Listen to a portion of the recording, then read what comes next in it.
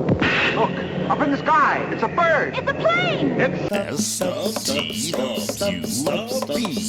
S spells subs. S-T-U-B. S spells stubs. S spells stubs. I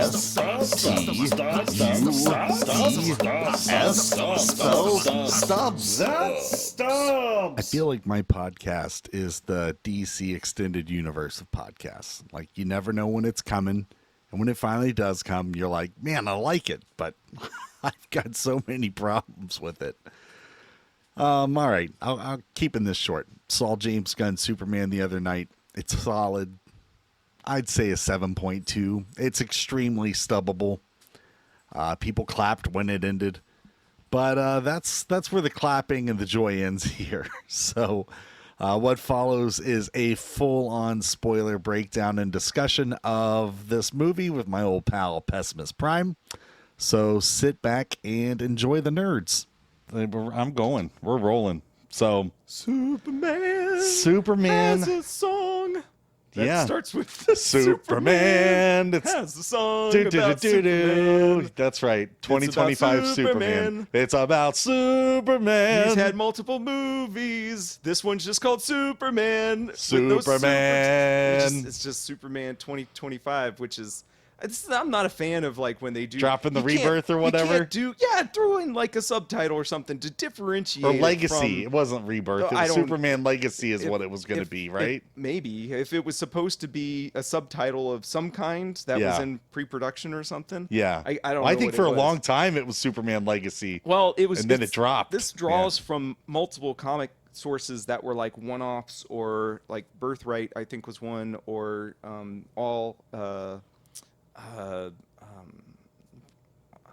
there was another one. All-Star Superman was one of the others that I think this is kind of drawn from. But which, you can't really call it just directly lift it from one of those comic stories or one of those comic titles. But I don't know. That's just kind of weird. Is it not weird to do, like, at least Batman is consistent. The Batman it's not just Batman, 89 Batman. It's at least mixing it up a little bit. Even the Batman that they're going to do for this new DC World Studios, or whatever you want to call it. It's not going to be called Batman. It's Brave and the Bold. Batman Brave and the Bold, right? Well, which is fine, just to differentiate it. That's all. Yeah, no, I gotcha. I don't know. It's a small gripe and stuff, but if you're going to be like, hey, let's talk about the Superman movie, and you go, which one? Which one? How does that make sense? Sure. No, I gotcha. But we saw Superman. We saw Superman. All right, so you just want to get into it. what did you think? What did you think of it? Okay, we're going so I enjoyed it substantially. I like, we have a commonality, I think, as time has gone on and they keep throwing out trailers that are revealing too much. Man, they dropped that Fantastic Four trailer at the beginning. I'm so mad. I did not want to see it. So mad. I was like, I closed my eyes through it, but I was like, I'm hearing stuff that I don't want to hear. And, So, but for Superman, at least for the most part, I was very blind outside of, like, for our normal nerd cred stuff, like reveals, toys, things that have promotional things that I caught little glimpses of characters and stuff. And I'm like, okay, well, I know that they're going to be put into this, but I don't know for why or, in what context. Yeah. For the most part, as a story, it's not the best Superman story because it's world building and stuff. But as a comic story, it hits a lot of boxes. This feels like a comic arc in a movie form, that it goes for like 6 to 10 issues of a comic run, because it's all jam-packed with just like, subplots and things that don't really integrate well, but it's still unilaterally kind of things are making appearances, kind of, is what you're saying. It felt so not totally disjointed, but it had enough connective tissue that I was like, it's not boring. And a lot of the best thing that it does, because I've enjoyed it a lot, is that it doesn't hit you over the head with a lot of the world building. For the most part, you piece a lot of this together yourself. Yeah. To the point where it's like, we don't need to know exactly how everything works within the new stakes of this world and everything, but it's nice to know that there's enough left for interpretation that we could figure it out on our own. Yeah. So, like, in particular, so we're just going to throw it out there and stuff. The Justice League stuff, like, it doesn't...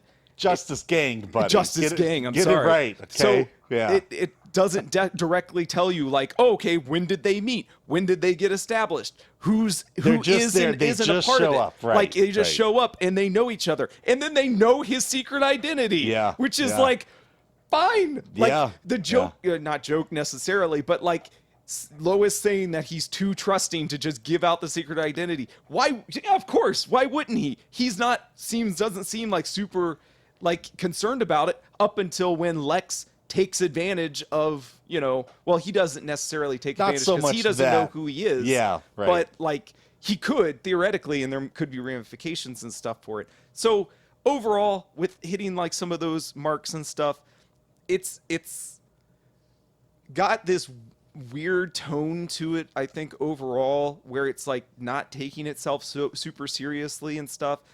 The one criticism I guess I would have for it is that it's hitting a little too much on some of the tropiness that exists within a Superman movie. Like, you don't need some of these shots, some of these grandiose shots where you are focusing on the shield, like, repeatedly. Like, okay, I'm like, I get it. We get it. We're here for a Superman movie. You do it at the prologue, title sequence and stuff. That's fine. But I think it happens at least once more. I don't know if it happens twice, but where you just get a panoramic shot and it full blown, full screen just goes straight into the emblem.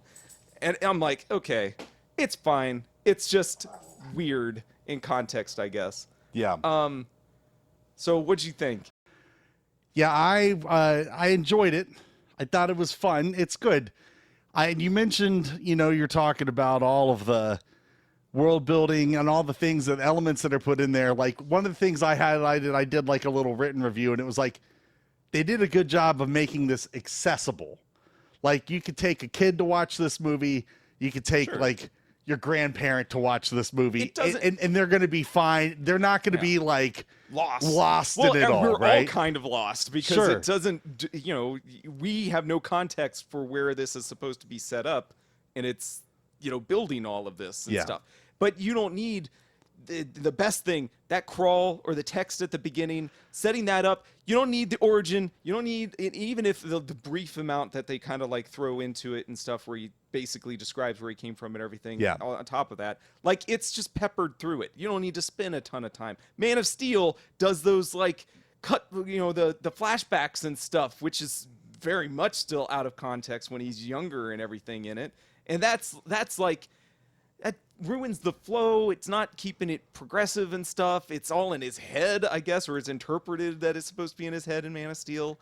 And, like, he does that, right? The flashback with Jonathan Kent is, like, when he's drowning or he's in the water and stuff, right? That's when that happens. Well, yeah, he's like in the water and he's just having, like, a meditating moment or whatever. Right.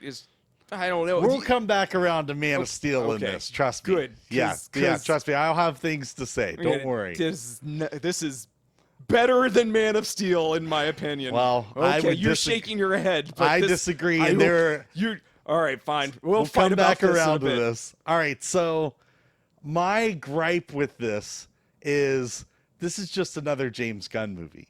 I thought it was less like a James Gunn movie because it's not. There's tropey things that he does in some of his, outside of maybe a joke or some gags. There's and needle stuff. drops again in these fight scenes, and I'm like, dude, a Superman movie is the last place that we should be. What was the specific one? I couldn't. In the credits, there's only like 5 like listed like when actual they go songs. and they when shoot, what's his name? Mr. Incredible? Mr. Perfect. Nope, try again. Oh, what's his name? Literally on his face. I know, I can't think of what it is though. What is on his face? A mask. What's it in the shape of? I don't remember. Are you kidding me? No, I can't remember what it is. He is listen, the whole movie I spent watching it, I'm like, hey, it's a great representation of this character, actually. He does great. He does great, but the whole time He's Darwin from X-Men First Class when I watch him. That's the actor, yes. Yeah, no, I understand that. But Opposed to the superhero itself, you don't have any what's other his name? allegory. I can't remember for, what's his name. That, like, he's basically Night Owl from Watchmen. When he shows up with Lois at that encampment or whatever you want to call it, he has this whole little fight scene. Yeah, sets it's of music. awesome. The fight scene is okay, but I don't need It's a a punk song. I'm gonna try again. It's not Mr. Terrific? Yes. Oh.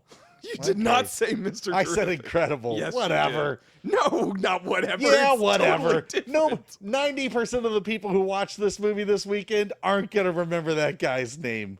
And it's fine. It's 'cause literally on his face. You don't need to know his name because he does the job perfectly fine. He's just great. one of the Guardian gangs. I'm super glad that they focused on him more so than Nathan Fillion and stuff. Not to say that Guy Gardner's not, worth kind of like focusing on, because he's a one-trick pony. Like, you get the point across with him very, very Yes. easily. Yeah. Mr. Terrific, not just because we haven't seen him before in any other major media or anything like that, with the exception of he shows up in the Flash TV show and maybe something else in one of the animateds, I'd like to think. But, like, he's like Iron Man meets, like, the guy in the chair who's just the tech guy. They're plucky, man. They're literally, they feel like Guardians characters. Why? Just because he's got kind of an attitude? They just and do. He's disassociated with, like, emotions? He is literally Star-Lord delusional. Why would you say that? Where do you get Guy that Gardner? from? Oh, Guy Gardner. Well, yeah, sorry, he's not Mr. Terrific. Oh, all right. Yeah. Because Guy Gardner. He's And a again, man-child. It's not that it's like I get he's what like they're going for in the characters. Again, this isn't the worst thing on the planet. I enjoyed the movie, but I didn't really enjoy this movie as like a Superman movie. I felt more like I just enjoyed the latest James Gunn vehicle. Well, but that's the point of this, what the setup is for this world. The world itself. Yeah. The world itself is, he's not trying to do the initial build-up, singular focus on whatever one hero.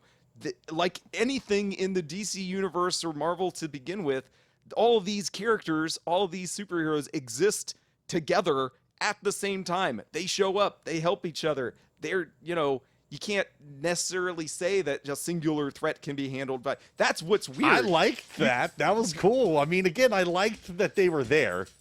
I mean, that's definitely not something. That's not something that I would say is a detracting element to why they can't. Why? So what you're saying, that the focus on him or him as a character is not as enjoyable because he's too much like a Guardians character? I felt that it's kind of disappointing that it's like that it got I felt like it got relegated again to just being like, James Gunn, come and do this thing that you've done 5 times now with 3 Guardians movies and that other Suicide Squad movie that we just made. Incorporating other heroes. He's into just it? got a style. He's just got certain trademark, you know what I mean? It's like certain things that he leans on, you know what I mean? And again, it's not that it was bad. It's just the point of having him as a creator or filmmaker, but then also the builder of this new universe. Is that what you think a this. Superman movie's really supposed to be? Again, I'm pretty sure I've said this before. Superman's like the Hulk. He works better as in an ensemble I get that. than he does by himself. But because this by movie... himself, it's a one-trick pony. Kryptonite. Lex Luthor. Sure, it's absolutely. the same story over and over again. I get that. You but did introduce this an element movie really capture what you think a Superman movie should be? as an interpretation of what he's supposed to represent Just and in his general. purpose in the world? I know you enjoyed it, but did you enjoy it? Do you have an idea of like what your expectations Honestly, no. was Like, supposed to be? it just, I can tell you that no, I don't specifically have an idea of what I would be looking for in a Superman movie, but I don't think this was exactly what I'm looking for. I don't know what Like, else you could there's get a couple from of that. scenes in this movie, like when they're fighting in the pocket dimension, okay? And they're Which down. I totally wish was the Phantom Zone. but I it's know. fine. Well, again, that's kind of totally thought that's what they were going to Yeah, say when they yeah. were in there, right? Like it was like, but anyways, so they've got this subatomic, matter, antimatter river that's flowing into a black hole. Right. When they're fighting in that, I was like, that's cool. It looks fun. Interesting idea. It's an interesting idea. And it's just like, I think I want more of that kind of crap in a Superman movie. Yeah, because that's the fantastic element. Yes, it's but there. that's what I'm you saying. can't say you want more of that because it's something. It is literally an idea that this movie presents. Why? How can you do that multiple times? Well, that's not my job to figure out, but it feels like that's what it should be. And it can't, and it should. But again, you're talking about like. It's an element. It's a fantastical element that they introduced specifically for this movie as just a means for transportation. It's a plot point. Yeah. That's literally. Well, it's more than transportation. Well, right. It gets them from point A to point B without having to show like world travel. Yeah. And then it's a holding facility for Right. everyone who done Luther wrong. Yes. Essentially. Yeah. And it's something that he controls. As a plot device, it's very interesting because you can go back and forth to it. I'm surprised they went back to it. It became like a credible threat It was at the literally end, like, yeah, like it so became much so that a huge element. Yeah. But yeah.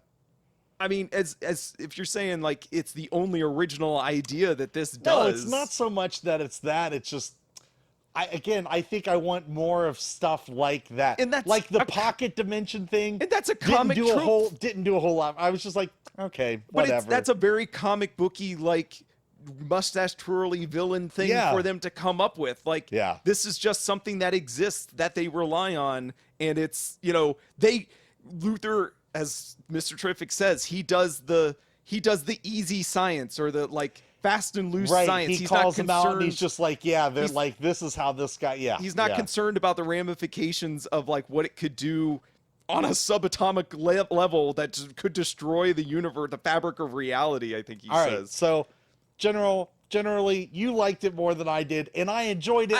I'm confused where you say like it doesn't hit what you would want from a Superman movie. What else is there? Again, I don't know. It just, as I watched it though, it just didn't do it for me. Okay. It just didn't, not to what I thought it might be, I guess. If you're hitting your interpretation, my interpretation, I'm going more comic interpretation and stuff. What is he supposed to do in the confines of his own story?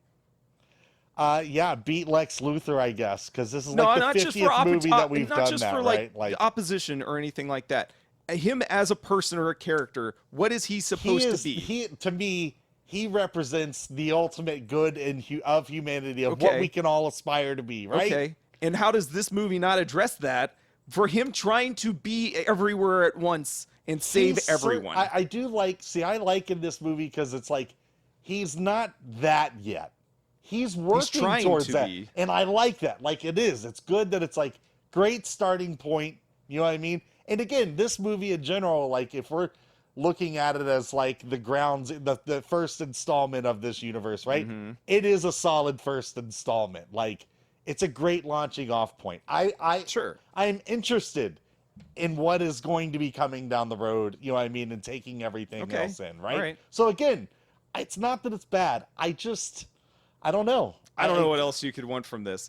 Again, if I'm using, I'm turning as this. I watched it, I was so distracted by James Gunn tropes that it took me out of the movie. I don't think so. It again, for me and being a fan of his films and stuff, I thought this was the least James Gunn-like movie because of it's hitting stuff. It's so much bigger and grandiose. Guardians are still very, very focused. Like it's them all the time. Very rarely, aside from like villain monologue stuff, does they cut away to like deal with like other, ancillary plot stuff and everything. For the most part, it's focused on them. Like for Superman, especially when they're dealing with, the other Justice member stuff, the Luthor stuff, the cutaways to the news team and everything like that. Like there's a lot more going on than just the focus on Superman entirely. Yeah. Like, and even when it does focus on him,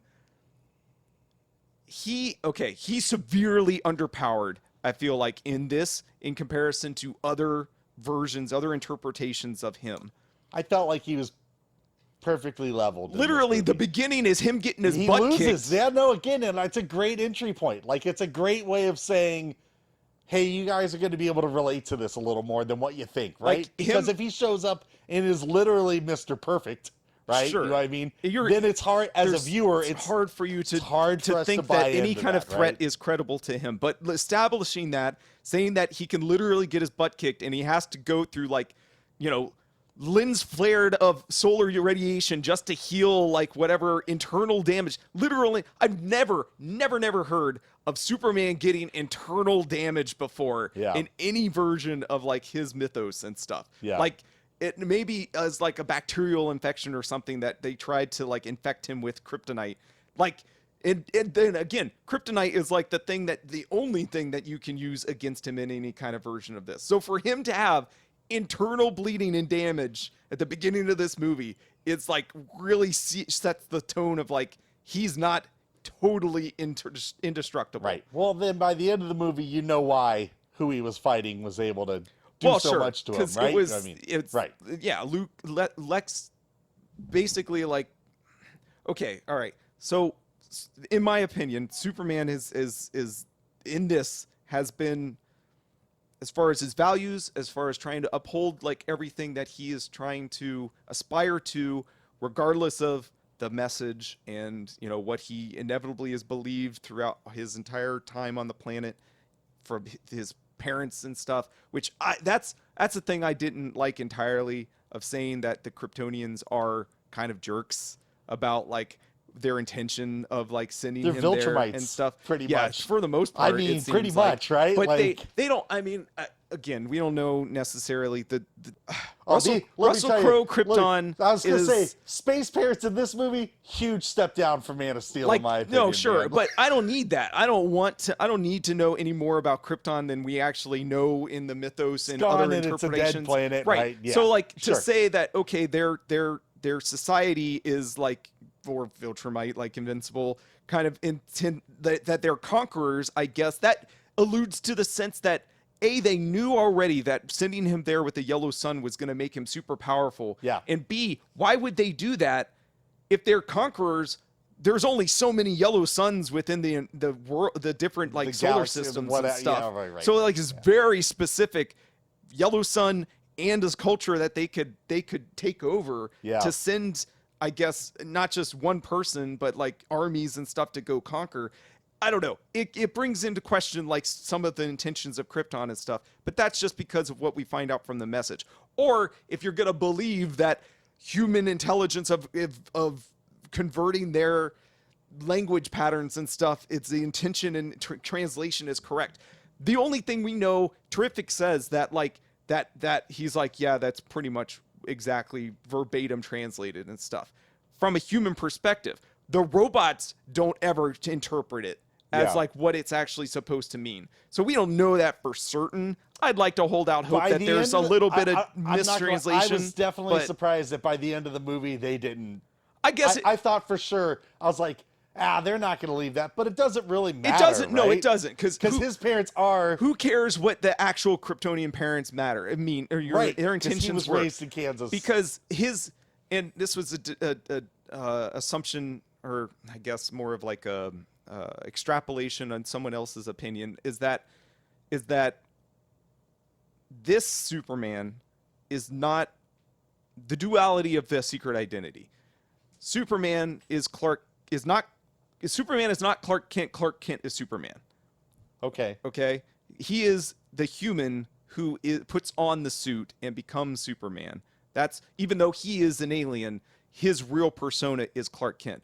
Batman, Bruce Wayne is the mask. He is always Batman. Yeah. So it's the reverse for Superman. In this, that's what this is. It's the opposite, actually. He's less Clark Kent in this than he is Superman. We only get like one they don't scene have a lot of with Clark. him Yeah, as they Clark really Kent. don't have a lot So of like even when he doesn't have the suit on, it's not Clark. It's just Kal-El or Superman. You know, that's there's no like discrepancy in terms of like the secret identity really meaning anything. But that's good. I don't need that. Yeah, you don't need that. Like even that's a trope that we've been through, and even the gag with the glasses and stuff and saying that they're hypnotic is like okay, that's a throwaway to explain the secret identity. but overall the secret identity doesn't matter. Like even at the end where Perry and Jimmy are like, oh, how long have you known? Up, right? Like for 3 months and stuff. Yeah. Okay, that's just with Superman and Lois. Do they also know that it's Clark?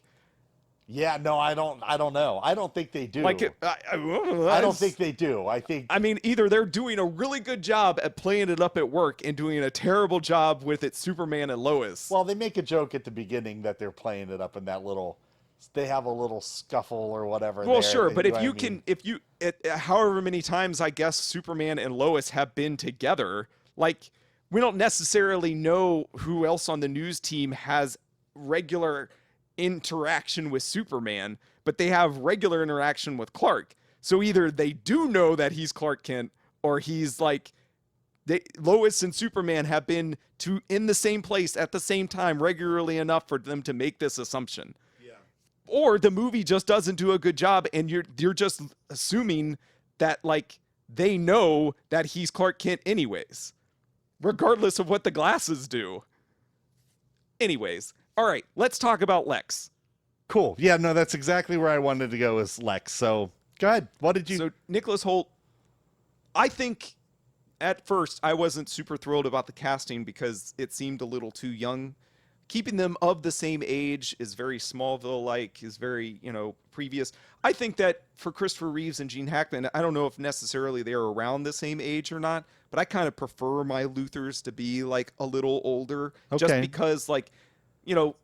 them being of the same age, their worldview, you'd think that would be very similar or something like that. But he's an older kind of style thinking. More, I think that feels more genuine when he is condescending to Superman. Sure, like having a little bit of an age of a there, different era, right? Or it just kind of helps with that element there, Luther's that dynamic, always right? kind of as much of a futurist and a tech savvy person he feels like an old way of thinking, and very capitalist and stuff in his motivations and everything, which doesn't really scream for like a certain age group, I would imagine. But who knows? Yeah, if he was the stupid Eisenberg like.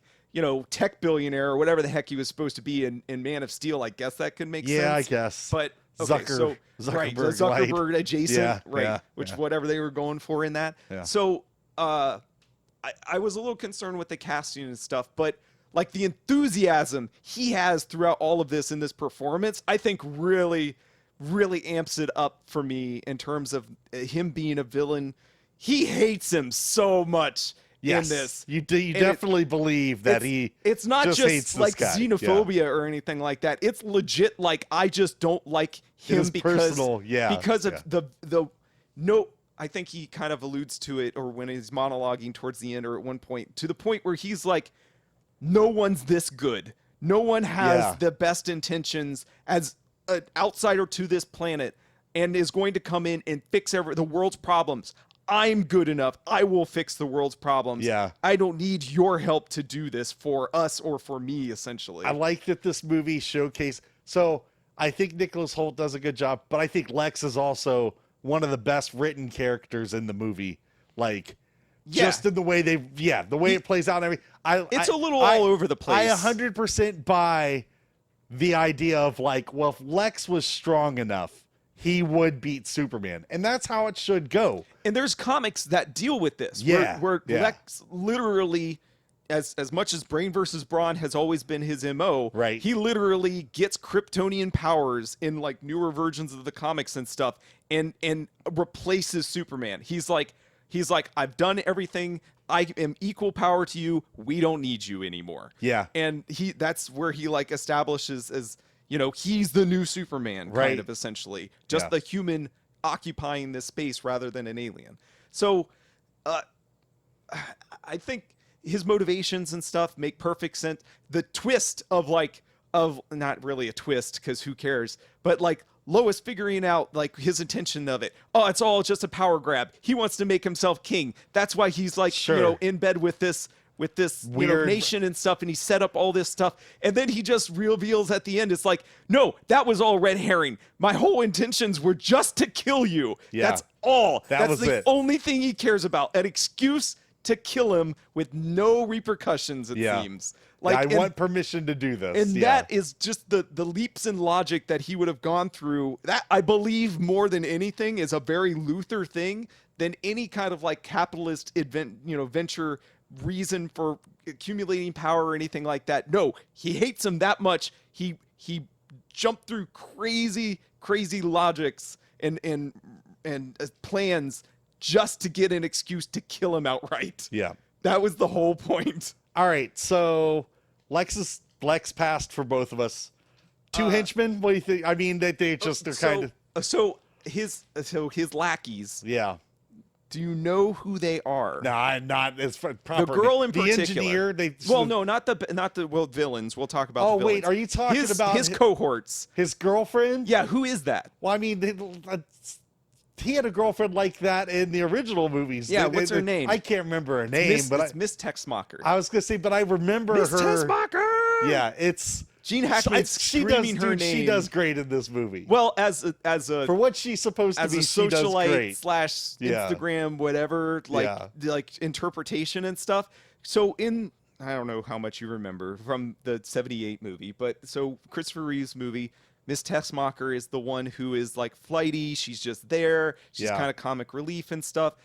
And she's also the one who helps him in the end. Yeah. When he's got the kryptonite necklace and stuff like I that. remember. So she's got like good nature to her. She's not a bad person. Yeah. Even though she's around a bad person. Right. And she's also not as dumb as she's interpreted in that movie. Also in this movie, she's like, as Lois says, she crushes she's it. Kind of a genius. She's and kind stuff. of a genius.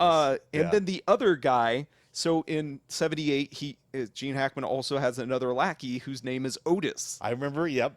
The black guy who's in control of all the tech guys that are in his control Tony Stark room is named Otis. Okay. So he's okay. Gotcha. Also in this as well. Okay. So cool. That's cool that he's got his little cadre of lackeys and they're there and stuff. So the other two villains who do you remember their names? It was the engineer and then I can't remember the other guy's name. Ultraman. Yeah. The replacement, Lex's replacement of Superman. His version of Superman, who ends up being just a standard clone of Superman. Which kind of sucks because I feel like, if you want to just say it's a throwaway clone, fine, whatever. It's a missed opportunity for them to not say, especially when he's like, oh, he's so much dumber than you. Yeah. For him to, not be Bizarro. Sure. Yeah. Which is obvious, is like universally we're so close to it, right? Adjacent failed clone in a lot of different interpretations. Sometimes he comes from a different universe or a different world or whatever. But like, why not? Like, what difference? Yeah, are you ever going to come back to that in a movie? Like, right? It almost feels like Warner was like, oh no, Bizarro is kind of more important as a villain. We're not going to throw away, a potential good, which is totally the opposite of what Marvel would do. Marvel would just be like, yep, he's a villain. Throw him in there. Sure. He's dead Go now. for it. Doesn't matter. Like, we don't have to see him again. Yeah. So that I would have preferred it, but it's fine. Yeah. Plus, you would have had to explain backwards talk and be a little bit more with like the actual tropes of that character and stuff. And you know what? If at that point you couldn't have thrown all that in there, you would have ended up with a movie where he gets out of control and Superman has to save Lex because he goes out of control. It would have been a cartoon we've watched a billion times, right? Like, I don't need to go down that road. That's okay. The sheer amount of collateral damage that exists within Man of Steel that doesn't get addressed until, I guess, later when they realize how much of a jerk Zack Snyder is and didn't care about people getting killed in the city left and right. I hate what that movie has done. I hate hearing in every movie, we've evacuated everyone. Dude, people die when cities are getting leveled. Okay. It's just part of the game. Like, I can't believe that we're that sensitive. Like, oh my goodness. It happens. I'm totally. This movie did that same. Dude, it drives me nuts. Again, and as I have my many like comparisons between Marvel and DC and stuff, that gets addressed in the Avengers and Civil War in particular, like a lot. Yeah. So aside from just saying they've evacuated everyone and this is impossible, there's no possible way an entire city could be evacuated and there's no straggler. Looting would happen. Sure. Like, there's gonna be people around that are going to capitalize on Yeah. the city being evacuated. Yeah. So like, whatever the rational or believability of it, just so that they can destroy a city without having to deal with the repercussions of it. Him trying to save everyone, which is a tall order to begin with, and he doesn't kill. Again, the comparison for James or for Snyder's versus version. Does he kill Ultraman? He lets him die. He Batman Begins him. I'm not going to kill you, but I don't have to save you. So, as Superman, yes, if you're going to try and jump around the logic of him not killing but not necessarily like saving, is that like killing by situation? He sees the bus. Oh, he makes a tactical move. I guess you're right. He makes a tactical decision in that moment. Yeah, he pretty much kills. But he doesn't necessarily know. So, like what we see in the antimatter stream, that whole sequence and stuff with Krypto and those. How are those other guys not getting like destroyed from a molecular level as they're in those suits and stuff in that river? Because like I think Terrific says, like if you go in there, you're going down there because we're gonna get ripped apart. Right? Yeah. But whatever. So I guess you could say that if his durability is equal to Superman and Superman didn't get ripped apart when he was in that stream, if he got thrown down there and was trapped in the bus, he could have technically survived. And we don't know necessarily what would have happened to Superman if he got sucked into the black hole. So maybe, I don't know. It just seems like it's very condescending to like the overall like idea that he's trying to save everyone and he's not going to kill, but he lets that guy die. It's a clone, buddy. No, that's not a real guy. Doesn't matter. He's not. I guess. Doesn't count. Well, that brings in a whole nother set of morality too. Superman's pretty clear on this line apparently. Like clones, no, not real people. He draws the line. Get him out of here. But there's so many clone things. Superboy is a clone. Connor Kent is a clone. Like it begs to question so many other things. Heck, it's Superman 3, the nuclear man is a clone of him that Gene Hackman turns around and creates as a clone of Superman. So it's tropey. I was like, oh, well, maybe as an introductory thing, because we know the slate, there's other things that are supposed to happen within the DC studios, like other movies and stuff. I was like, in that suit, I was like, oh man, especially when you see a little bit of blonde hair come through, I was like, what if it's Kara? It's Supergirl. This would be a great way to introduce her and then also say this is why she's also as powerful as he is. But I was like, that would have been too complex to explain and whatever. And then, but then when you see her at the end of this anyways, it's just, again, all this stuff exists. It's just getting thrown in. We need no introduction to this. That's fine. Her turnaround is she's just a terrible teenager. I love it. It was great. Super, like, good just as a new, interesting take on the character. She doesn't care. That movie can be a lot of fun if they make it right. The comic that they're using as a platform for a lot of this story, it's her on her own, and she's away from like the planet for the majority of it, and not around the yellow sun. So she doesn't have all of her powers. He set the stage. Yeah. So, but also like she's just. It might be interesting to see Supergirl as a mean girl, in her own movie, and then just dealing with like super off-planet craziness. I'm all for it now. Yeah, that's what basing I'm saying. this kind of interpretation of the character. I'm like, I'm signed up for this. I'd like to see how that gets interpreted. All right, how'd you feel about the dog? I mean, honestly, perfect amount. Does it look? It worked. Yeah, because so many people were so critical about him being CG and not times being where it's like a lab animated. But you know what, man? I don't care. Like, I'm fine with it. It's an unpredictability factor when you've got Superman powers in form of a canine, and he's like, he doesn't take orders. I loved their dynamic, right? I loved the fact that it's like not necessarily a good dog. He's just like a puppy. Right. Well, that he's just kind of left with, right? A dog with no training, right? Like based off of who his real owner is. Yeah, it all made total sense at the end, right? Any dog owner will know, like some dogs just don't want to listen. So I really no. I mean, again, perfect amount. Like, to me, it's the best thing that they could have done into this movie. I think that's an element that has easy potential to turn into Baby Groot and I just suppose just from get a marketing way over merchandise standpoint. Yeah, just both in general, guess. right? I think they use. I a just perfect like the amount of idea. refrain It's on an it. unpredictability thing. It also like is endearing. As I've said repeatedly, it doesn't matter how many freaking human beings you put into worldwide threats or into like any kind of like terrible situations where you could be concerned for a person's safety.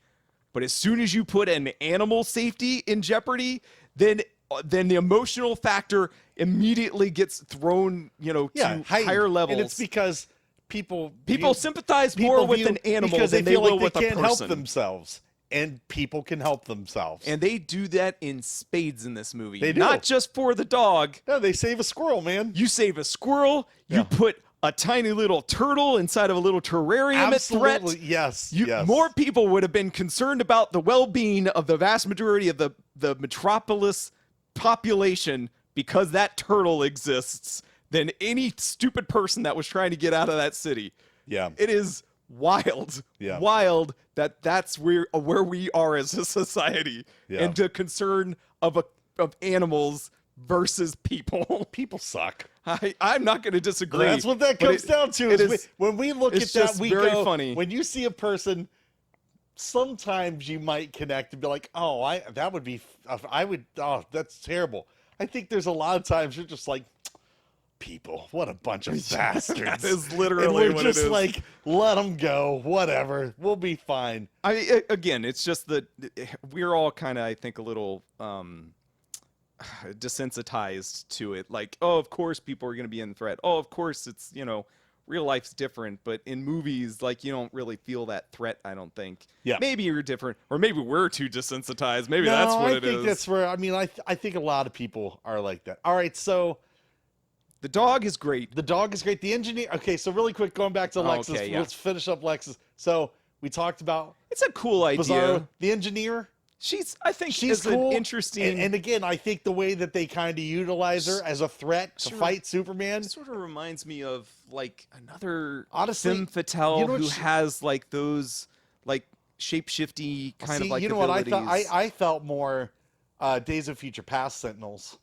Oh yeah, it's totally that. You know what I mean? Oh, That's yeah, the vibe I got absolutely. out of that. Yeah, yeah. Or they shoot. Well, not exactly, but like in terms of her capabilities and stuff, it's like the Judge Doom, obviously. It's like the Judge Doom. What? Yeah.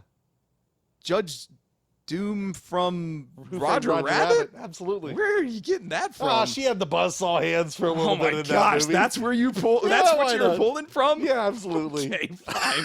Wow, that's a huge stretch. But okay, fine. Buzzsaw hands trend. It's No, not I that was, big of a like, stretch, still buddy. DC related. There's a Batman Beyond villain who's named Okay. Ink, who's got like venomy kind of things. Yeah. I kind of got a little more of that from her more than anything. Just Okay. like Sandman, anyone with like shape-shifting powers. So, but okay, so that character, as I just learned, her name, the engineer, which is not a great name, but another movie that's in the pipeline for the DC Studios stuff, the new universe stuff, is The Authority, which is a series, another supervillain group or superhero group, I guess, or anti-hero group that is kind of like on the fringes of DC Comics. It was done more of, I think it's either from Wildstorm or maybe it's a Vertigo line, maybe not Vertigo. I think it's Wildstorm, but it was just like another superhero group that has had different interpretations. Some of it is like Marvel adjacent, sort of, where they kind of just like fill in characters that are kind of supposed to be allegories for Marvel characters. But then there's also other newer interpretations where they make them like a British kind of supervillain group. Okay. And that one has had different. There's one character in particular that I think is going to show up in the Authority DC Studios movie that I think is from those interpretations, just because he could be potentially a bigger character as we go along. But she's a part of that group. So whenever she gets thrown back into the, she is the mix alive, of things, right? Yeah. I think that's where she'll show up. How the heck does she get defeated? How does she get defeated? Nanites get into his so they fly up into space, and then why is he not high enough for like re-entry to come into play? I don't understand why. I guess maybe all of her nanites froze around him, and as they came there was down, nothing left for her? she wasn't able to protect herself because Lex says he's the only one protected. But she doesn't have control of them to bring them off of Well, if him they're at that point? frozen, I guess. I suppose. Like, and I guess that's what they went with. Again, I just don't understand. It wasn't crazy clear No, what happened there. I was just I like, don't understand why he okay. just wasn't high enough that re-entry just wouldn't have burned them all off. That makes more sense, wouldn't it? Well, again, for me, it was how's the internal going to work? And I guess the answer was, well, when she dies, they become... Yeah, she's knocked out, then they're they're just... Yeah, right. Because, again, I was like... fine. Again, every part of that plan, I'm like, what's the play It here? doesn't sound like he's got a real genius kind of plan. This Superman is kind of dumb. He's not like, the brightest in terms guy of yet. like, Again, he's only 3 years into sure, the job, tactically, right? Or whatever. and a lot of Superman, different types of lore, older 40s and 50s Superman, he's like, you can't beat him. He's super smart. He's got every advantage. Like, Right. I like the idea that he's inexperienced. He's just, he punches and shoots. Like that's kind of, it's the Thunderbolts idea of it. And he doesn't rely on like, a lot of the powers to necessarily like heat vision only comes up a couple of times. A lot of them, though. Yeah, you saw the eye lasers once, and he did the breath to save at the end, right? And you see the eye lasers a couple of times. What did he do a couple times? Oh, when, well, no, he does. When the swarm of bad guys and he does the tornado move. I did love that. That was fun. That's good. That was cool. That's the show of power when he's got like cardboard villains that he can just blow through and just they are nothing, unleash right? and just have fun, with it and stuff. Plus his one-liners before he fights, some of that. Sure. He's like, this isn't going to turn out good for you guys or something like that. Yeah. And I'm fine with that. How do you like that actor? I thought he did David Cornsweet. Cornsweet, yeah. Thought he did great. I'm totally won over. Like by again, him. Cavill is great. Like I said, I hope that they write a little more. I know we're just starting, so I hope the next time around, I hope that he gets a proper sequel. We'll see. Like a legit sequel. It depends on how much money this one does. Well, sure. You know what I mean? I hope that, again, push it, take it, let's... Take it slow. Well, no, do something different. Get us, again, get them off planet. Get us off planet. So that's one of the best things about this is that, like, the staples and stuff have all been addressed. Like, it's ready to go. Relationship with Lois, like his standing in, like, the environment, in the world itself and stuff. You don't need any backstory. The origin's been covered. Like, let's take it to weird places. Yes. Let's take it to something we've never seen before. Yeah. Him, again, in comparison to other actors and stuff, he's a little more Christopher Reeves adjacent, I'd say, than like Cavill. Cavill is like the perfect personification of like the ultimate Superman. Like he is Kingdom Come Superman. Cavill is? Yeah. I feel like he is. But not the age, but I'm saying as far as personality, maybe. Yeah. He's kind of dejected. He's kind of like over like humanity and stuff, I guess. That's the Kingdom Come Superman. Like, I guess you're right.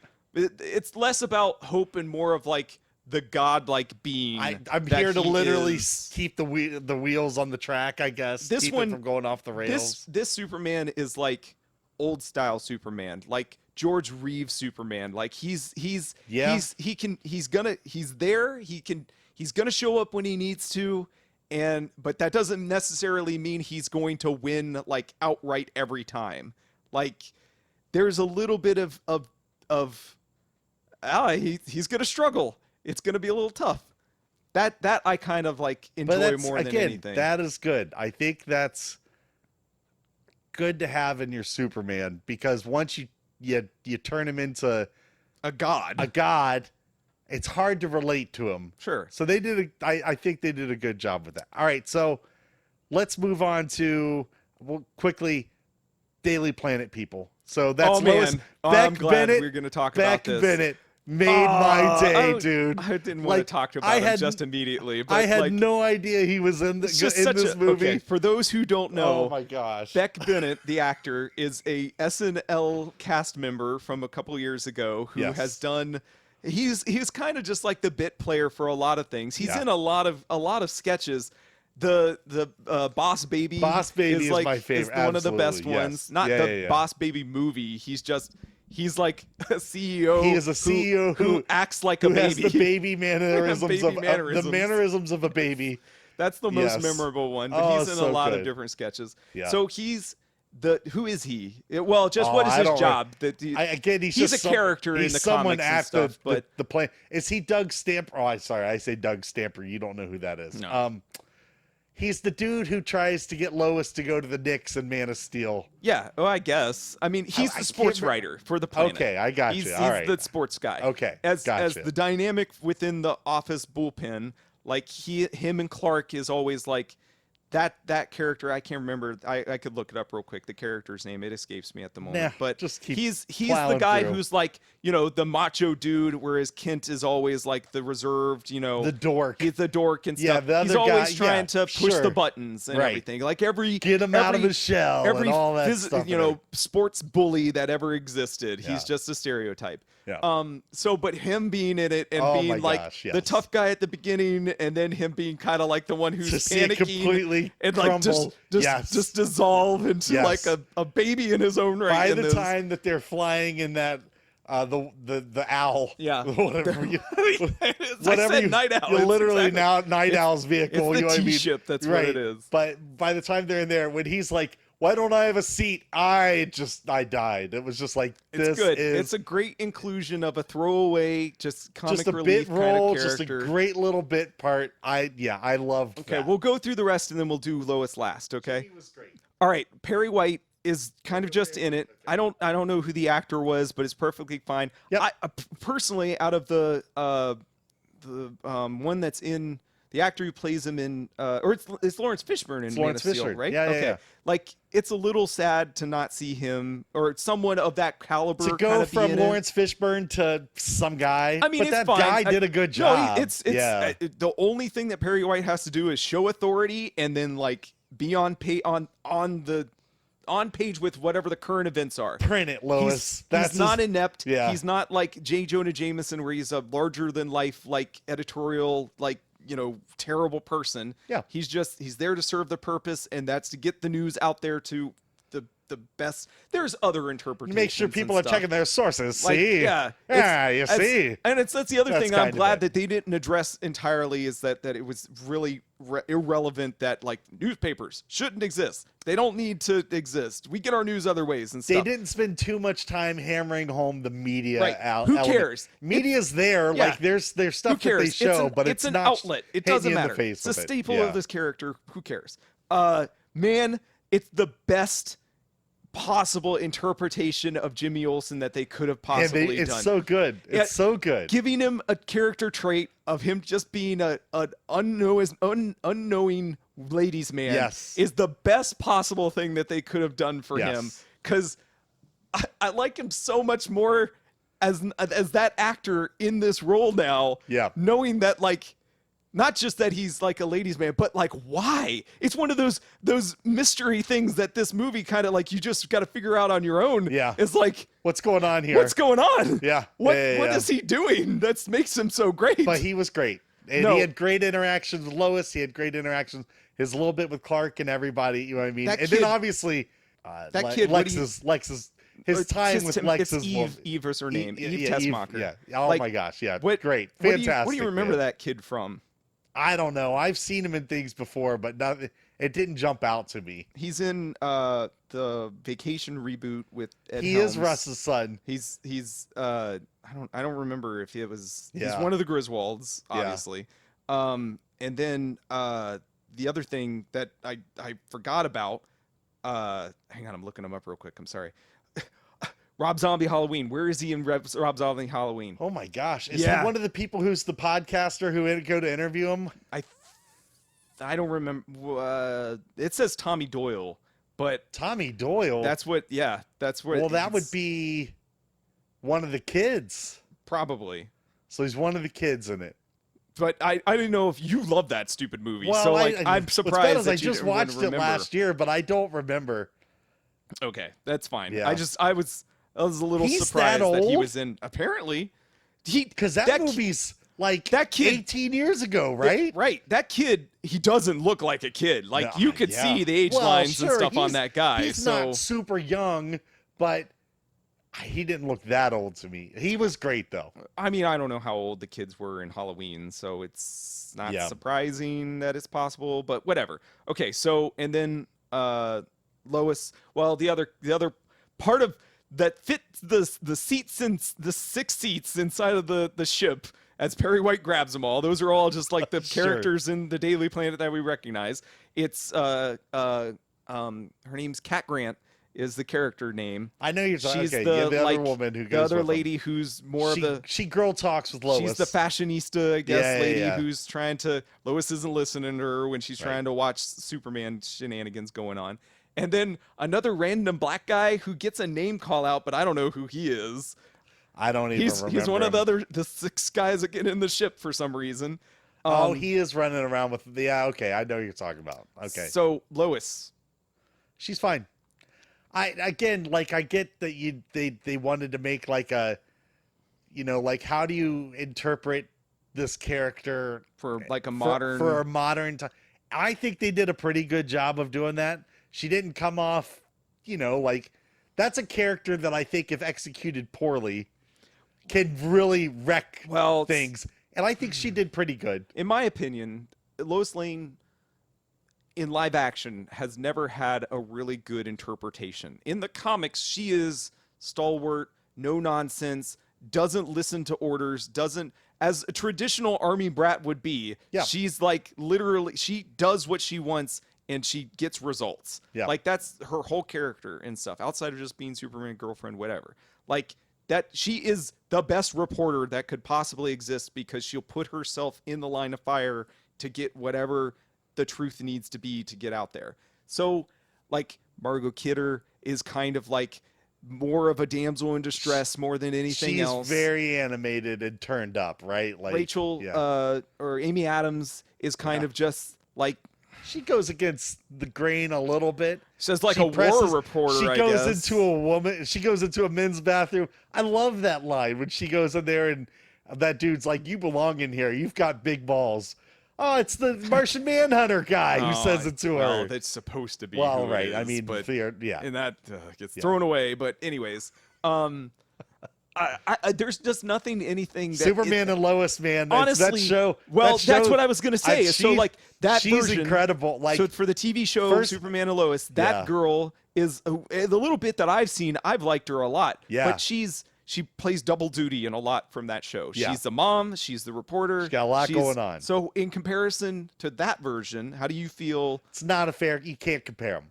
Is it just because there's more time there's you get to so spend much more time you get to spend in that TV series. Yeah. They're both, again, that Superman and Lois did not hit me right for the first few episodes. Like all shows. Right. It took me about 3 episodes and I finally was in her corner. Okay. But like, full disclosure, like the first 2 or 3 episodes, Jordan, I kept looking at Jordan like, Clark married the wrong lady. Well, that's the problem, is that Lois is always like, hard. That's another like personality trait. To do that. For her character is that she rubs people the wrong way. You're not supposed to like her like right from the get-go. Yeah. So like she's, more standoffish and abrasive. That's just her. And Margot Kidder has that, at the beginning and stuff. But it's more like cartoonish New Yorkie style, yeah, like right? More it's more of a stereotype for a New Yorker than it is a person. So, okay, but as far as characterization for this new version, I forget her name, for Rachel Bronson. Yeah. I think she's fine. I think the little bit of time that we get to spend with her and stuff, her being more. Not afraid. Not afraid she's to get cool in the being thick confrontational. Of things. Yeah. Like she's the one who is concerned enough to go looking for Clark. Yes. Like that. She is literally the one that goes to the other heroes to get he's gone. Where'd he go? Let's figure this out. So that could be reporter nature, but also because she cares. Yeah. But like it didn't set off any alarm bells where I was like, this doesn't fit.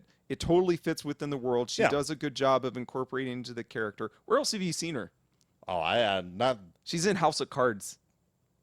Oh, really? Yep. I don't remember. Yep, for a number of seasons. Well, I mean, that's years. I mean, that seems. And she's that also season in a 4 years show ago, that I think. really liked that is called The Marvelous Miss Maisel, which is a 1950s housewife who becomes a stand-up comedian. Okay. Which is a really, it's got Lois Griffin. It's got Borenstein. Alex yeah. Borenstein. Yeah, she's in it. She's amazing in that show. Yeah. But she does the Rachel lady. She does a really good job in that show too. But so she was fine. I think she fits. I think she complements Sansweet really well, or Sansweat. Corn Sweat. Sorry, I'm still learning it. I think they complement each other really well. They've got good chemistry. It's not just like, oh, we're both lovey-dovey and stuff. There's some give and take there. Yeah. That I think is pretty appropriate. How'd you feel about the punk rock line? I don't know. Again, I don't like. It ended up in a needle drop eventually, and that's again one of my gripes with it. I don't mind it. Are you talking about Superman saying or Clark saying being nice is the new punk rock? The duality of her kind of, I guess, being the rebellious teenager and stuff, and then having her own views, and then them comparing notes, and then him throwing out the Crab Shack, whatever, Joe's Crab Shack, whoever they are, and then who show up at the end of the movie. And then her being, she gives them the business. She gives them the business right, about and it. he's like, they don't suck. They're kind of cheesy. Like, he should have been like, I'm from Kansas, Lois. Right, you should be thankful that I know anything with a distorted guitar, any Kansas kid who grew up with the milk toast version of pop absolutely. Groups, the real hardcore punk rock kid would obviously call them out on what they actually what's really good, and not just it's just I kind of in them finding connection. I thought it was with a weird music. dynamic, not a weird dynamic. It just wasn't conventional, but I don't think there was anything wrong with it. As a relationship. Yeah, it's just something that they're showing that they have. They share something, right? That's what they connected over. Yeah. Which is endearing in its own right. To, it's not just, oh, you're a superhero, I like you because you're a superhero. They actually connected on a level, that seems more realistic. And they didn't want to pay for royalties, so they picked right. Well, ironically, randomness. The little bit of research that I did, so James, if it was his idea, or most of it's all his idea and stuff, that fictional group, who does a song at the end, which is the weirdest thing I think what band has ever existed that does a song about the band name? Hey, we're the Monkees. I guess that's the only. That's an example. I couldn't come up with anything. The Fresh Beat Band sing a song about the Fresh Beat Band. Okay. I'm just saying, Yo Gabba Gabba, who's going to be in town? Okay, they will be in town in September. Sure, let's go. I'll go. I don't care. No, I said it to all the kids. I was like, go live your life, guys. That just seemed really odd to me that you were going to have a band that sings about the band name. But okay, so Gunn has put them into the other early media of this. You haven't seen Creature Commandos yet, have you? I haven't. No.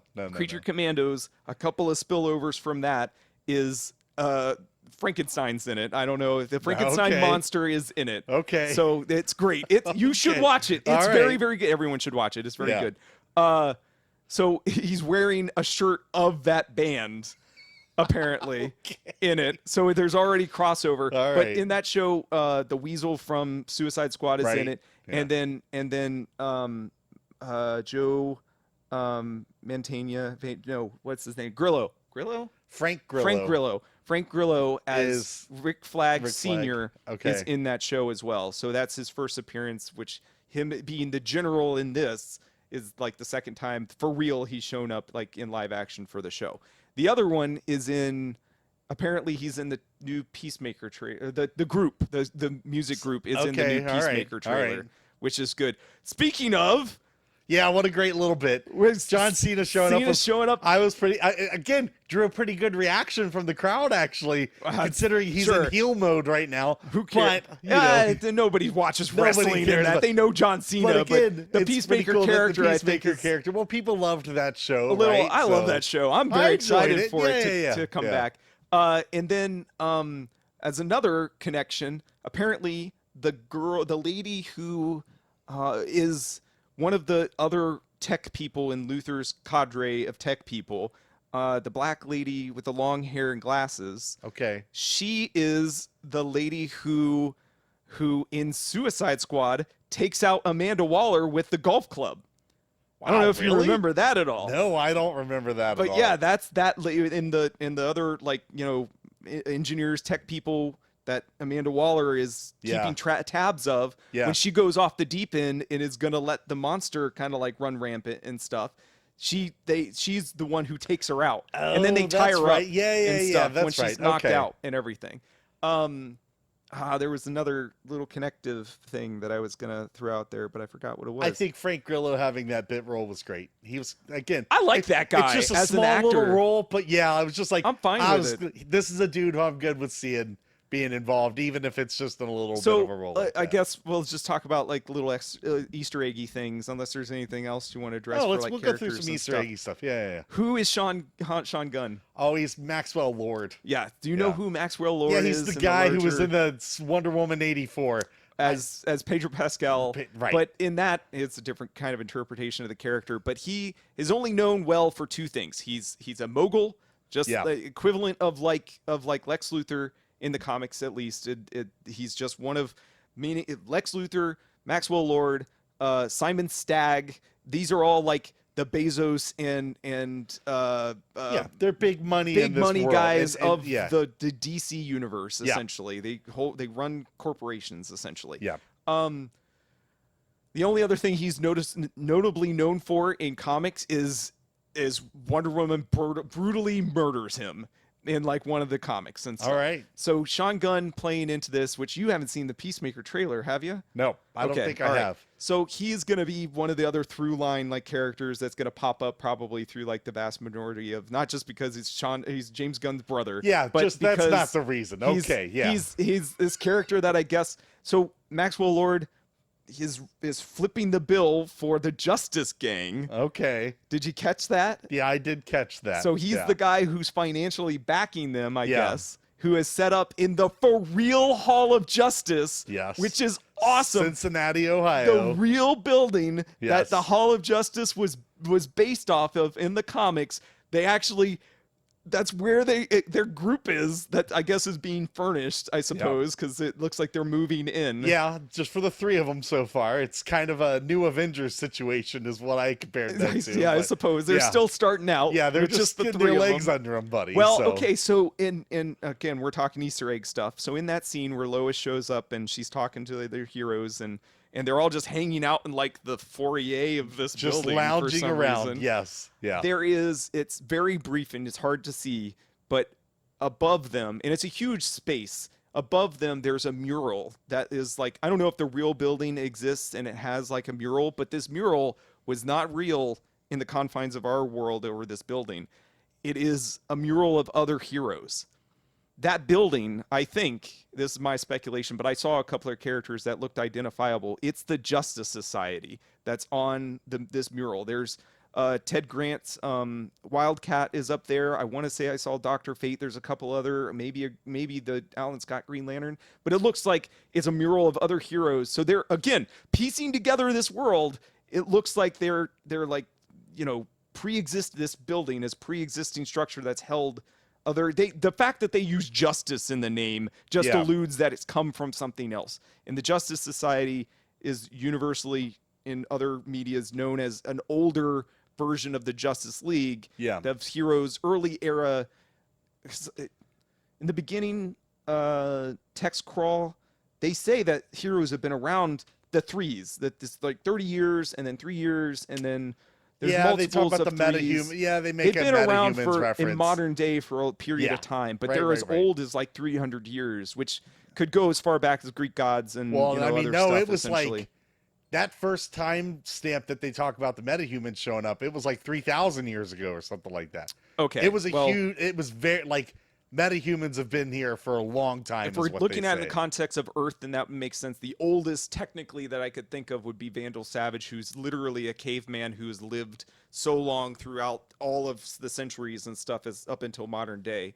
And he's considered a metahuman. So, anyways, so like, that, again, is world building as a little Easter egg thing. I don't know if anybody really caught that. I thought that was really cool.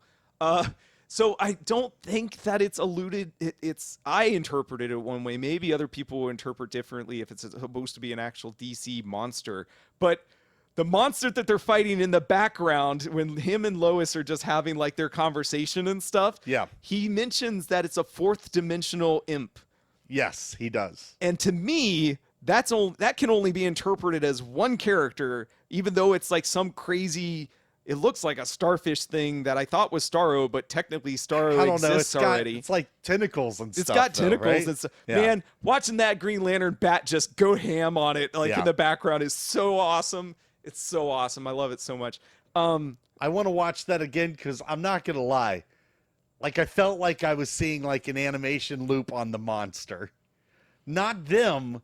But, like, I literally felt like I was seeing clip. Like, I want to go back and rewatch it. Because, like... Well, they keep using the same attacks on it. Well, right. But, like, it literally looks like there was a hitch in the animation that, like, you would catch at the end of the cycle. Oh, you think it's a legit goof? Yes, I think a legit goof there. Know. I hope not. I wasn't looking at it so much as, like, whatever the attacks I couldn't help but look at it because all they're doing is talking about feelings. Well, it's... Respectfully, right. And that's fine. I want to focus on what's going on back there. As a stylistic filmmaking choice, it is them dealing with exposition about their relationship while distracting stuff is going on in the background. Yes. You're way more interested in what's going on in the background than what they're talking about. Yes. So, but again, it's the context of what it is, whether or not it's an actual known character, fourth dimensional character. And fourth dimensional imp in Superman lore can only mean one thing. It's Mr. Mixiospitalik. That to me is like, means nothing to me. I have no clue. No, really? No. In the animated cartoon, do you not remember who Gilbert Godfrey plays? Oh, he's the little dude. Yeah. Okay. Oh, wow. No, all right. As he's a fourth dimensional being who only shows up to screw around with Superman. Yeah. And the only way Superman can get rid of him is to get him to say his name backwards. Yeah. And that, again, as an allusion to, that's the only, if there's another one, that's the only, like, imp that gets referenced in Superman lore that I interpreted that as. Okay. It's just a manifestation of some crazy thing that he made for Superman to fight just to screw around with him. That's how I interpreted it. That's funny. That's cool. That's funny. If that's actually what the Yeah. intention was, that's what I like to believe. I could be wrong. Who knows? We didn't talk about Hawk Girl at all. Oh, well, hold on. There was one other Easter egg I noticed. Oh, okay. What was it? The Gotham City sign. There was Gotham City sign? There is a Gotham City sign. Ooh. Yay, nobody else. All right, so at one point they're on somebody's on the interstate. Well, when they're evacuating? Maybe when they're evacuated. I can't remember. At some point you're on the interstate and you see they take an exit and the other interstate exit has Gotham City on it. Sweet. It's a big sign. It's cool. Like a road sign. I was like, oh, okay, cool. Colloquially, Metropolis and Gotham are not that far away. I know in Snyder they're like across the bay from each other, which is right? Super dumb. But they're not that far away. Like all the major DC cities, which are fictional cities, are like within driving distance of each other, so they're not that far away. They're all mostly East Coast, Midwest, Mid-East, like somewhere around there. There's very, very few major DC cities that are on the West Coast. So that's cool. So yeah, we didn't talk about Hawk Girl at all. Holy crap. Why did they have to include this screeching? Like, that is so annoying. Like, and it doesn't, I guess, as like giving her something that's identifiable, but to me, that just screams Black Canary, which is totally wrong for that character. And it's just like, it's kind of dumb. Like, isn't that dumb? Honestly, it didn't even faze me really? at all. Because again, I wasn't like. So that girl, she just kind of shows up and hits things with her hammer. Well, she has one moment with obviously the dictator guy, and it's like, okay, whatever. Like, she's honestly, there. They needed a third hero. You know what my opinion is? It's like, this is going to be terrible that I'm this simple. Like, I'm such a simple mind, but it's like, have her go run around. Like, put her in the Supergirl movie. Seems like they'd have a good time together. Like, they both have bad attitudes. Like, well, she definitely has a bad attitude. She has a bad attitude. Like, that could be fun, right? That is her personality. And other than her being like a young adult who just doesn't kind of care about things, which is, I mean, there's a huge amount of lore with that character and stuff. Justice League cartoon in particular is like so much more deep for her than it is for like any just media. Doesn't feel really. like we're ever gonna get anywhere. No, to that it's level, fine. It's like ever. You know again, what I as a mean? throwaway character, they could have picked worse. Worse characters, or it's fine. She's there. Where else have you seen that girl? I have no clue. Really. Yeah. Really? You haven't watched any of the new Last of Us, have you? No, I haven't watched this newest season. All right. Of it. So is she the other? She's the main character girl that's from The Last of Us. Yeah. And then also, oh darn, there's something else that was big that I had just. She's when significantly younger. She's the live action Dora the Explorer. Oh my lord! Right. Wow. It's kind of messed up. And then the only other thing that I recognize her from significantly younger is she's in the last and worst Michael Bay Transformers. The last. I don't think you're gonna remember. So that was The Last Night, right? Yes. Can you possibly She's guess? the girl. Well, that's terrible for me. Like that's not much of an explanation. How you can't really. All right. Who's in The Last Night? Well, this Anthony is Hopkins is in that one, still right? a Mark Wahlberg one. Still Mark Wahlberg. Nah, I got nothing. She's running around with Mark Wahlberg. She's the I little guess, like scavenger girl at the beginning who gets the little like broken robot, and then she's like for some reason they tag her along throughout the whole thing. Well, because his other daughter was gone. So yeah, they needed another girl to occupy like the father-daughter relationship, I guess. So wow, holy smokes! Yeah, that's that actress. She's really coming around in the world. I mean, she grew up and got another big superhero franchise part. Why not? So yeah, that she's there. Didn't dig the why they included the screeching. Like you got to hit people over the head that hard that like a winged person is bad enough. You got to incorporate some other bird motif maybe there's to really people get the who are point like, across. Maybe they're like, maybe other people would be offended that it's not in there. I don't know, man. It's not, like, as far as I know, not something not in a the comic lore at thing that all. she does? Oh, like I don't know. it doesn't make sense. Like whether or not the whole point of Hawkman and Hawkgirl is whether, depending on interpretation, whether or not they have like Egyptian origins or they've got space empire from a totally separate alien race origins, or like it's so many different things to pull from. I just don't understand why they just included like random bird screeching for no reason. Oh well. So Easter eggy things. This is all the kind of stuff that I think I kind of like was able to. Oh, Metamorpho. Yeah, that's kind of cool. Yeah, it's an interesting idea. Sure. So I really feel like if you weren't super sold on the movie as much as probably the others, I think that this, as a second viewing, this would benefit you significantly. It's funny you said that because it was definitely, I was thinking about that today. I was just like, I feel like I will like this one the more I watch it. I think so too. And for me, a lot of it would be, it's not that I didn't like it. I need to look at it more at a focused lens and stuff because, man, there's probably tons of people in those cell blocks that are. Well, yeah, that's like, literally just an Easter egg. What else scene, is in right? there? Like, what else was Luther? Yeah, see, like that character, he's so bonkers.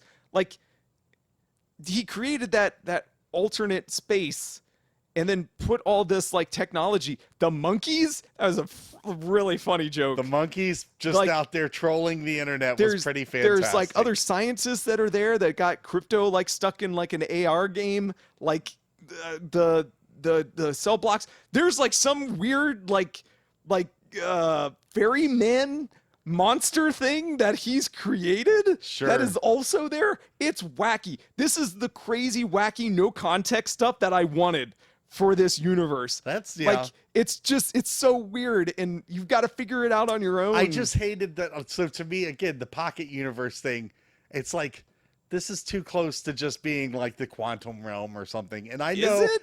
It's not think really. So. I think so. I mean, again, as like a general viewer, I think people will make that connection. Okay, I'm just saying, like it's a Rick Sanchez mechanism it's totally for Rick. Sure. Totally Rick Sanchez, right? This is just portals with turbines That's all it is, instead of. And again, it's fine. It's fine. it is fun. I think it's a weird, fun new idea that hasn't appeared in most things.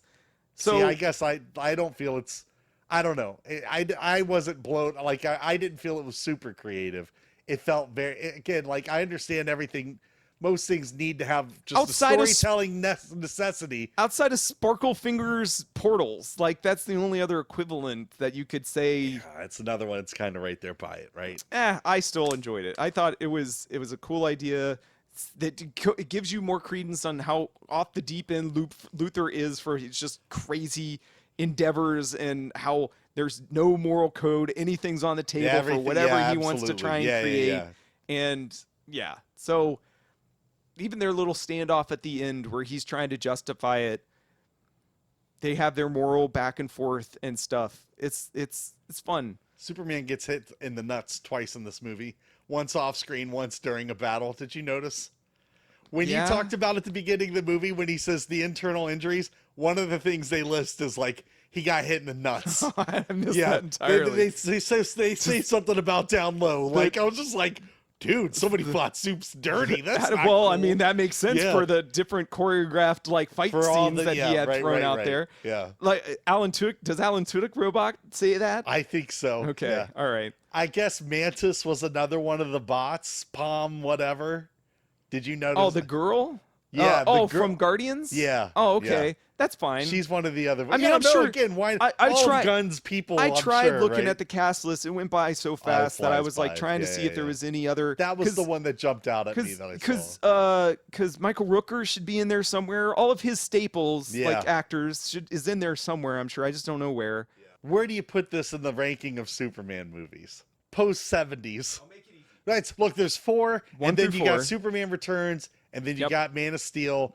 Then Do Batman, we include Superman, Batman, Superman, and Justice League? I think technically See, I counts. I wouldn't include those movies in this argument. Well, okay, so you were saying just I'm focused just entirely saying on him. Superman movies. Do you count Batman and Superman? I don't. Okay, so I don't Man of know Steel, why, but I don't. So then Man of Steel in this one. Yeah. Okay. In so my mind, because so those are Batman movies more than anything else. If you want to say mean? actual Superman only movies, there's only the 7. That's fine. Okay. I don't need you to rank all of them. Where this lines rank up, the important ones. It is significantly higher. It's all right. This is how the hierarchy goes. Before this one, it was Superman 2, Superman movie, Man of Steel, and then everything else after that doesn't matter. Okay. It's not better than Superman 2. Superman, the original Christopher Reeve Superman, is kind of a slog because it's the first one. It's a little early. It's very hokey and stuff, but it hits those moments of like truth and justice. Yeah, the American way. That is his hallmarks in that movie. It sets that up like definitively as him being the American icon Brian that he is. Said, I asked him. He's about 10 years older than us, right? And I was like, do you have really strong nostalgia for those Superman movies? And he was like, not necessarily. He was like, but with that said, he feels like that first Christopher Reeves movie does perfectly capture the essence of Superman. Him as himself. Right. Not necessarily that it's the best Superman movie in a time bubble, but capture what Superman is supposed to be. As movie does nostalgic that the best. Throwback as what he's supposed to represent when he was created, and to recreate that original origin interpretation. It's the best possible version of that interpretation of a Superman in a bubble, not as a modern like character or anything like that, but it is as an origin with his original creation and everything from the 30s and on. That it's the best representation of that early version of him. This movie is better than that, I think. For me, as a Superman movie, as a more enjoyable theatrical experience, Superman 2, this one, 78 Superman. Man of Steel is not better than this Christopher Reeves one, is in my opinion. Well, you're going to say the opposite. I am going to say the opposite, but that's okay. We're allowed to have differing opinions here. So go ahead. Like I don't understand. There's nothing wrong with Man of Steel. I like Man of Steel, but it doesn't is sound like it you is like Man of Steel. In terms of a Superman movie, it does everything wrong it to be a defined, perfect extrapolation of what Superman is and supposed to represent. He doesn't care. He cares. He cares later, Well, but not in the confines of that movie. He finds a reason to care in that movie. Lois gives him a reason to care. Dude, he doesn't use his powers at all until he's like a young adult.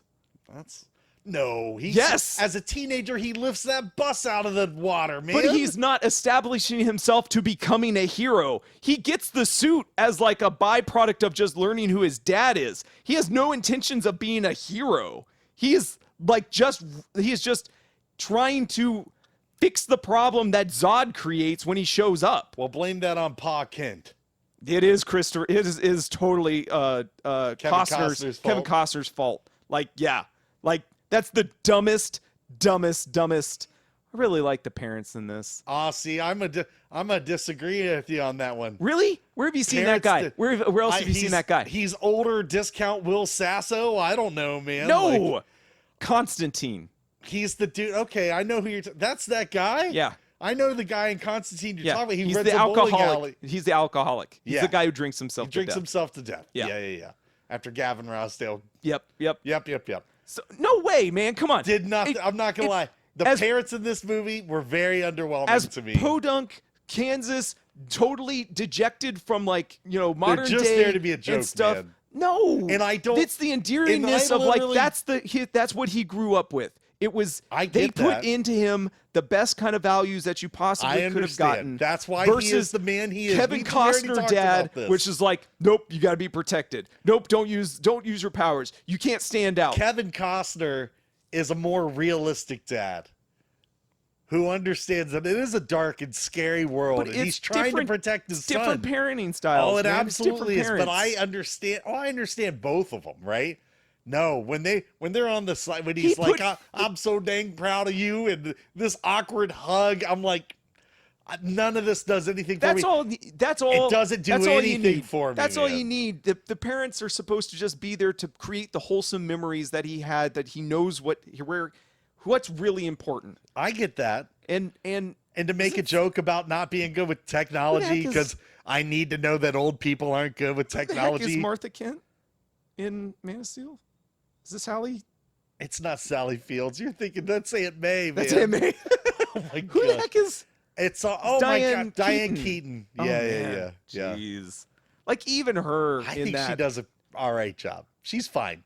I'm not gonna say she's a super strong element in that movie. She does fine. Okay, so look, my ranking, Man of Steel is still the best one of these. I think this is the fine. You're wrong, but this is the second best Superman movie, though. For you, really? Yeah.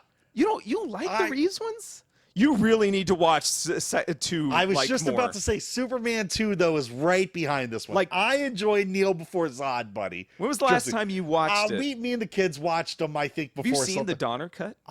We watched the Donner cut, all right, and we watched the other one. So again, it hasn't been that long since I've watched them. And again, I enjoy them.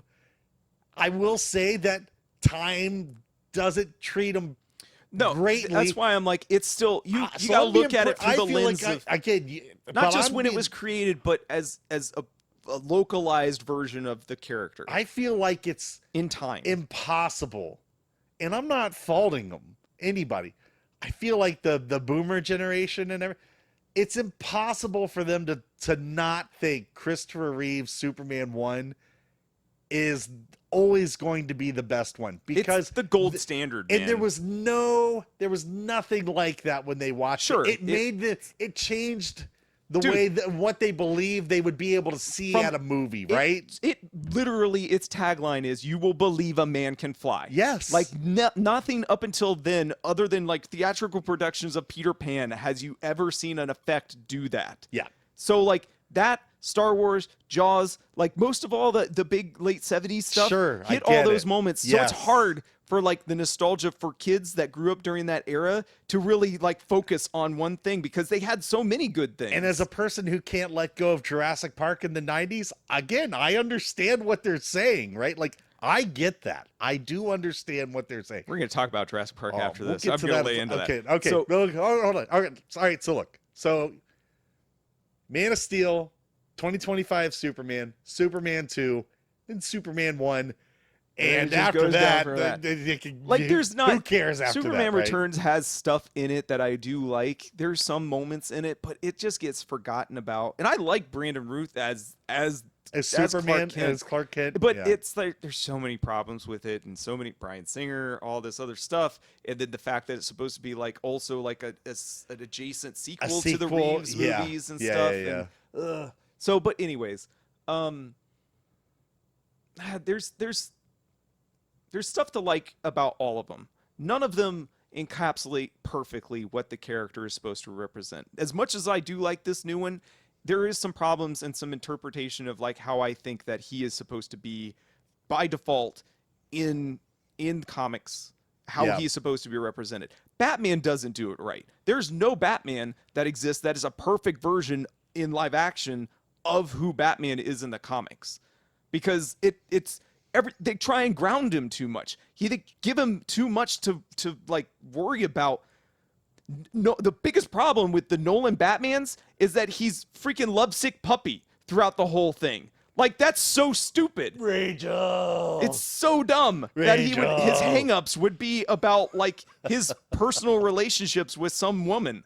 Like, Bruce Wayne does not care enough. The mission is all that he cares about. But that's Batman. That's for something else. But again, for me, there's no perfect interpretation of Batman so far for how he's supposed to be represented in the comics.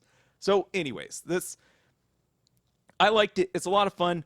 Going forward, how do you think that this is it a good launching point? Perfect. For, it's a great for launching what point. we're going to get for the whatever. I'm excited to see that girl in Supergirl. I think it will be fun to see like a Mean Girls interpretation of a girl who has the same powers as Superman and just use them like badly.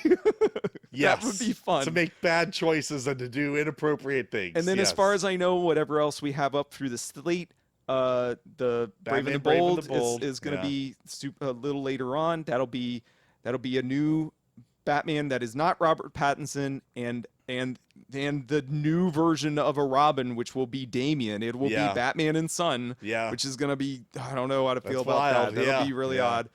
And then as far as other movie stuff, I know that The Authority is supposed to happen. I can't remember if there's a Lantern something else. series. There's the Lantern series, the Green Lantern series that has Kyle, what's his name? From Friday Night Lights, Godzilla King. No, he's not from Friday Night Lights. I looked this up. I don't think that he is. He's on the show. Oh, he's on the show. Yeah, he's on the show. I thought he was from the movie. No, he's on the show. I looked up the movie and I'm like, he's Kyle Chandler. I was like, no, he's not there. But yeah, I'm super psyched about that. Yeah. I'm so excited for that. Nathan Fillion will probably make an appearance into that. Yep. We've got Peacemaker is supposed to be in lieu with this. Probably some other animated stuff outside of Creature Commandos, I think. I think that there's still a Swamp Thing that's still supposed to be in the pipeline at some point, which I don't know if that's ever going to happen. And then it's still up in the air on whether or not a Clayface movie is supposed to happen. I've heard that is super locked in. And if it's supposed to be and everything in this universe, or if it's supposed to be a part of Pattinson's stuff. No, I heard it's supposed to be part of this. Okay, if that's true, then we'll see. Man, that's a weird one to throw in as just a random solo thing. But yeah, I mean, I'm all right with it. Like, I'm cool with it. As far as a stepping off point, I'm really excited. It doesn't seem like any of this stuff is really top tier type of stuff that you would think should be the next thing. But I'm totally down for whatever else you're gonna give me. Don't rush. I don't need to see a Justice League within the next 5 years. I don't need to see some big like Infinite Crisis like event or anything like that. Yeah. I'm cool with just letting it marinate and more mix-ins. Just give me all the things. I just like seeing it all. And also piecing things together. I like the mystery of not knowing how everything fits together just yet. Yeah. That's one of the coolest things I think from the world building is that you can speculate and build off of, and then something will come out that will confirm this. You should watch Creature Commandos. It's really good. I think G.I. Robot is the best thing ever. Nazis are the worst. They deserve all the worst. Boy, you're on a Nazi tirade tonight, aren't you, buddy? I hate him. I hate him so much. You really hate the good old Harrison Ford. Harrison Ford has taught me everything that I need to know in life. There's not a Nazi that doesn't deserve a punch in the face, right? And G.I. Robot is the antithesis of this. Gosh. All right, I think that's where we're going to wrap this up. This was fun. I'm Yeah. glad that we got to see it. I've been anticipating it. This and Fantastic Four, a little more so for Fantastic Four, but this was definitely the highlight of the summer. And I liked it a lot. I can't wait to see it again.